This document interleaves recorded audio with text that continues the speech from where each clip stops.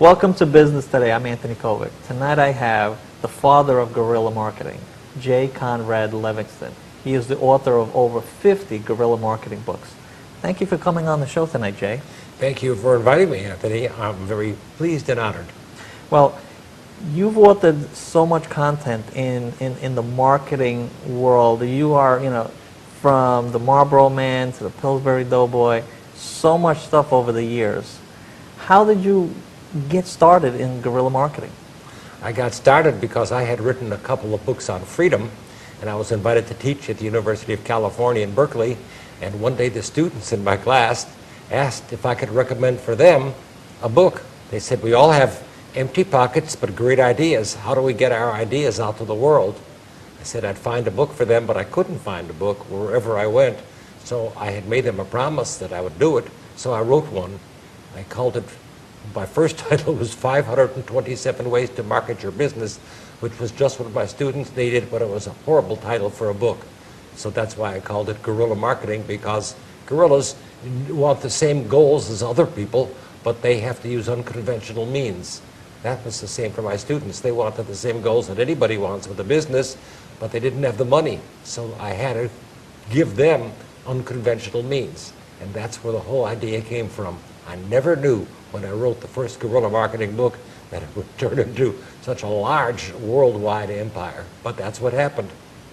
Now, is just guerrilla marketing specifically for the purpose of those who just don't have the budgets that the big conglomerates, the big corporates have, and you put together this book to teach those who are, in the smaller realm of business, how to do marketing?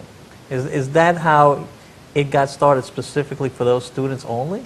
I wrote the book for the 100 kids in my class. I only wrote it for people who were devoid of cash and had empty pockets. Turns out that many Fortune 500 companies buy several thousand copies of the book at a time to distribute to their sales and marketing people, and they're learning, hey, we can do these things too.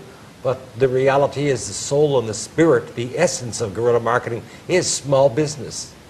Now, explain to us, a lot of people don't understand marketing because they think of it as big business in a complex way to sell. Break it down for those who are listening, that we're all marketing at all times. Break it down for them. That's true. Marketing is any contact that anybody in your business has with anybody who's not a member of your business. That means everybody who works for you and with you is part of your marketing team. And if you realize it's all the details of running a business, not just radio, television, magazines, and newspapers, but it's how your telephone is answered, the attire worn by your reps, the cleanliness of your offices or your store. Marketing is all those things. Marketing is also a process. It's not an event, but it's a process that has a beginning and a middle. If you do it right, it does not have an ending unless you decide to sell your business. Marketing is your chance. Hold on, Jay. We're having some kind of technical difficulty. I've heard of that before. Are we back yet? Okay. Can you put the camera on me? Let me ask that question again. We were having a little technical difficulty on the monitor there. But when it comes to the difference, give us an explanation of marketing. A lot of people have the concept of marketing as its own entity rather than an overall strategy for a business. Marketing is a way to get the word out. It's any contact that anybody in your company has with anybody who's not a member of your company, meaning how the telephone is answered, the neatness of your premises, the attire worn by your salespeople, the way you sound when you're on the telephone. Marketing is all those things, so everybody who works with you is part of your marketing team. Marketing is also your chance to educate your prospects on how to succeed at their goals, whatever their goals are: earning more money, losing weight, playing better tennis, attracting a mate. Your chance to educate those people is really what marketing is all about. And marketing is really a fancy word that means selling. And although it embraces all the art forms, it's really a business, yet it is the art of getting people to change their minds. So, are you saying that everyone let's say, in the company, whether you're the single person running your own business to 100 or 500 or 1,000, every part of that entity and what they do is part of the overall marketing? Because if you walked into a bathroom of one of their places, that reflects badly on them. So explain that in a more broader sense if you can. What's the number one reason that people have made McDonald's the largest fast food enterprise on earth? Answer, clean restrooms. Second, good French fries. It has nothing to do with the hamburgers. It has nothing to do with the low prices. Disney is famed, and when people talk about their experience in Disneyland, they talk about how clean it is, how there's no litter.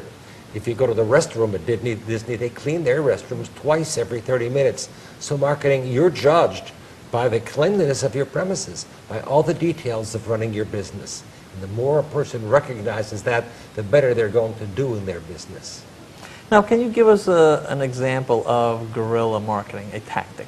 Yes, this is a good example. A man had a furniture store. He'd been running it for quite a while. One day he got to work and he noticed that the building on his right, a building started being erected.